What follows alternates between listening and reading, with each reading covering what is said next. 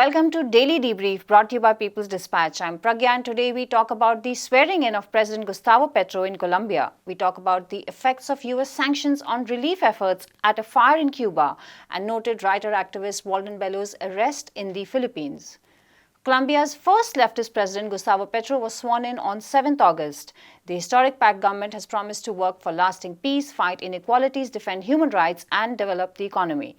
In the first press conference to local media after being sworn in as president, Petro confirmed the official resumption of negotiations with the National Liberation Army, or ELN, the largest guerrilla group active in the country. We spoke to Zoe from People's Dispatch about the road ahead. Zoe, can we begin with the significance of this announcement?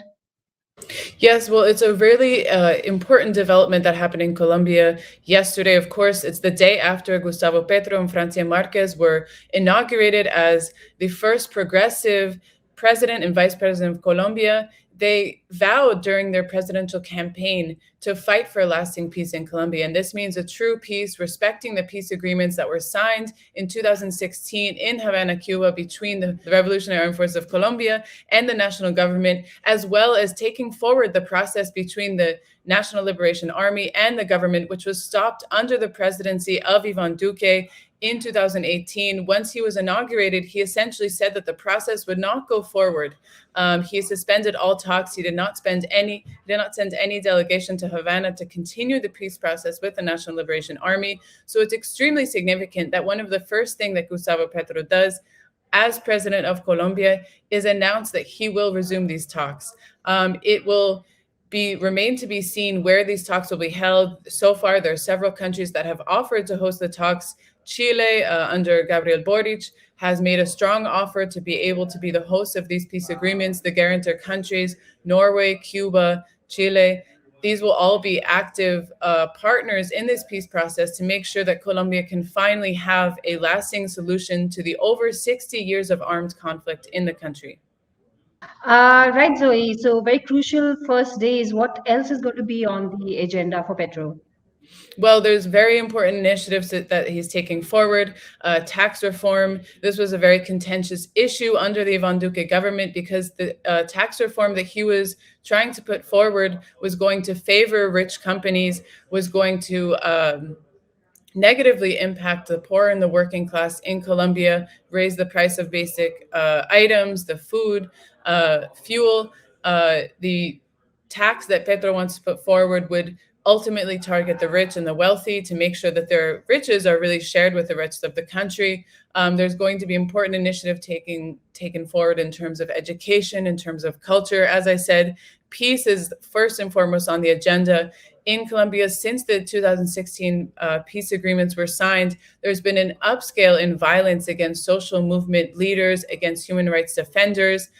They have been targeted systematically by paramilitary forces, by the armed forces of Colombia. And so another aspect of Petro announcing that he was going to resume peace talks with the National Liberation Army, the leftist guerrilla group, was also that he wanted to engage in talks with one of the largest paramilitary groups in the country, which is the Gaitanista self-defense forces. They have been responsible for mass displacements of peasant communities, of indigenous communities, of Afro-Colombian communities across the country.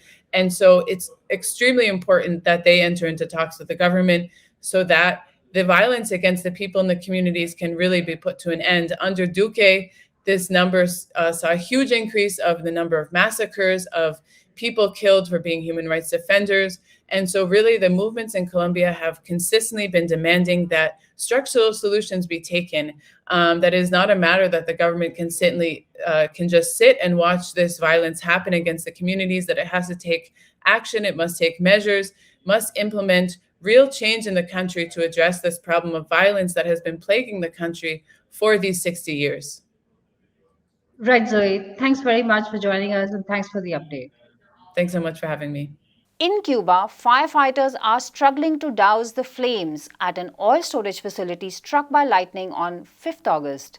The fire in the Matanzas province is proving difficult to bring under control because of the US sanctions. The sanctions are supposed to exclude relief for catastrophes like this one, but the blockade has meant banks cannot process transactions to Cuba. So far, Mexico, Venezuela, Russia, Nicaragua, Argentina and Chile have offered material aid to Cuba against the fire, which threatens its fuel supplies. The US has kept intact its growing list of sanctions against the country. We spoke to Natalia from People's Dispatch earlier about the situation.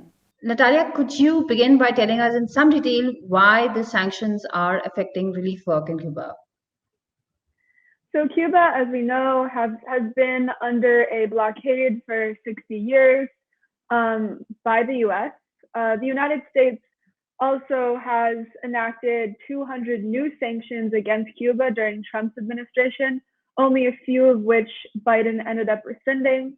And of course, Trump relisted Cuba as a state sponsor of terrorism because of its so-called sheltering of the National Liberation Army, members of the National Liberation Army of Colombia, its support for the Venezuelan government, and also its granting of asylum to United States political prisoner Asada Shakur, who is admired by many for her activities in the Black liberation movement.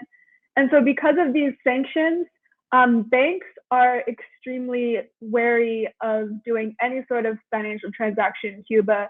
And so any organization from the US that wants to raise money for Cuba has to divert that money into humanitarian aid materials, such as powdered milk or syringes, that it would then send to Cuba. There's no way to directly send money from the US to Cuba if you're fundraising at any sort of humanitarian effort.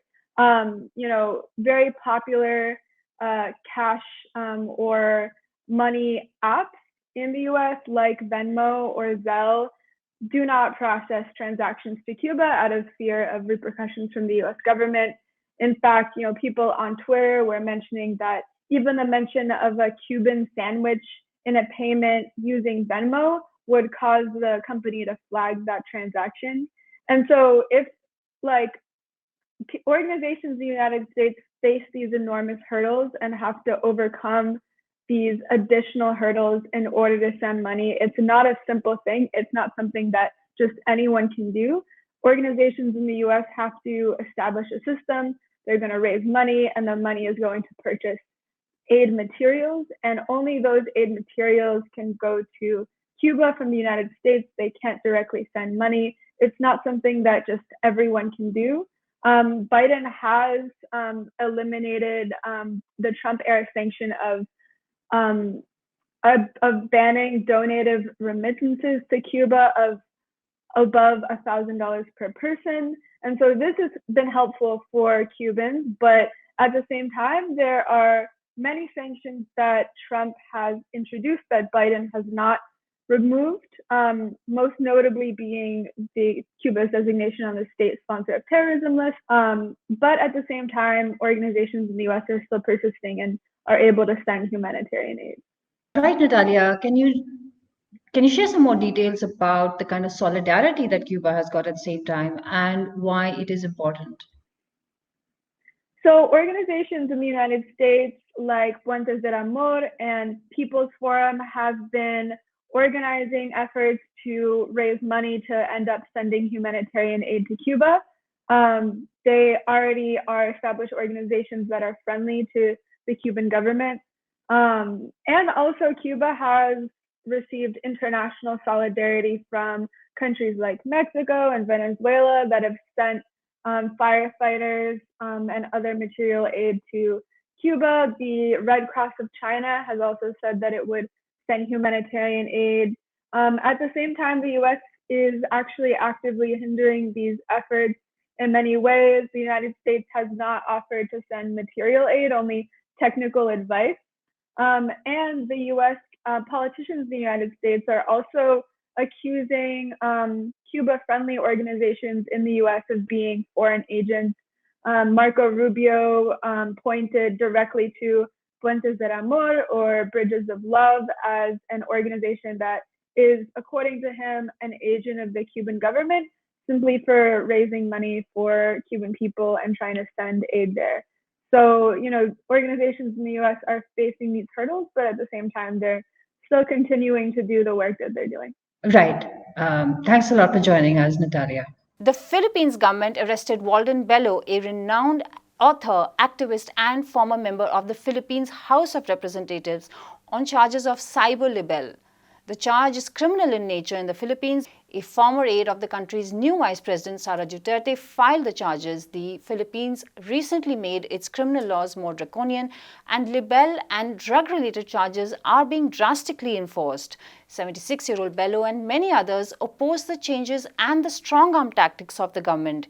We went over to Anish from People's Dispatch earlier today to discuss this development. Anish, can you begin by trying to tell us about the cyber libel charge in the Philippines, how it's being used, and why he was arrested? Yes, so to begin with, the cyber libel law that exists right now in the Philippines is more vague than the normal libel charges that exist in the Philippines. It was obviously passed very controversially far before even Duterte came to power, let alone when Marcos Duterte came to power right now. So and it has obviously been used before, twice at least. One of those being a very prominent case, as we all know, about Maria Ressas, the Rappler's founder and Nobel Peace Laureate, who was charged for publishing an investigative piece on a business tycoon. So in this, it is a very similar case. Bellows One of Bellows' social media posts, which they claim is libelous, is being used as thing again on the charge for this right now. And in this, you can actually see that the account that they are handling is something that was handled by volunteers and not by Bello himself. There is obviously no evidence for them to present that shows that Bello actually made those statements. And it is also the reason why he was released just a couple of hours ago. So in this, the case that exists right now is pretty much just a pressure tactic that exists against political opponents, especially grassroots activists and progressive activists and politicians who have been pushing for grassroots problems and issues to the forefront. And this is something that Bello and de Guzman's campaign did during the elections. And yet we've spoken about that also in the show before, where they actually brought up a whole lot of issues that was brought up during the Duterte regime, and also the past of both Sara Duterte, controversial past of both Sara Duterte and Marcos Jr. in their records of human rights and their advocacy for a more infringing and more curtailing of democratic rights during their careers as politicians. Right, Anish. Anish, now Rodrigo Duterte is no longer in power, but his daughter, Sara, is the vice president. Can you explain what is the hold that they have over the politics of the country? Yes, so on the face of it at least, both Sara Duterte and Rodrigo Duterte are political opponents, at least in name, because they are from different parties and have very conditional alliances on certain issues. So right now in this case, we do not really know how much both of them are involved. But Sara Dutarte's involvement is something that is very clear in the sense that it is her staff who's filing this case, and this case also comes at a time in a very opportune time, and also the arrest, if you look at it, comes at a very opportune time against Bello and de Guzman and by extension the larger left-wing progressive movement that exists in the mainstream right now.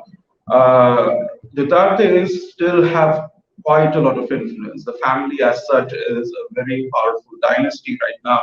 And if you look at it, the way the Marcos administration has gone and continued a lot of policies that they had brought about, including refusal to let the International Criminal Court to investigate crimes related to the so-called war on drugs and the war on terrorism that Duterte administration had, followed shows that there is definitely a continuation of legacy that we have already talked about during the election campaigns and much before they even came to power. So there is definitely a continuation of whatever Rodrigo Duterte stood for as an administrator in the current administration that is led by both Marcos Jr. and Sara Duterte. Now, unlike in the Duterte administration, there was at least Leni Robredo, who was the vice president and who stood as this opposition face in the administration. But in this case, we do not even have that.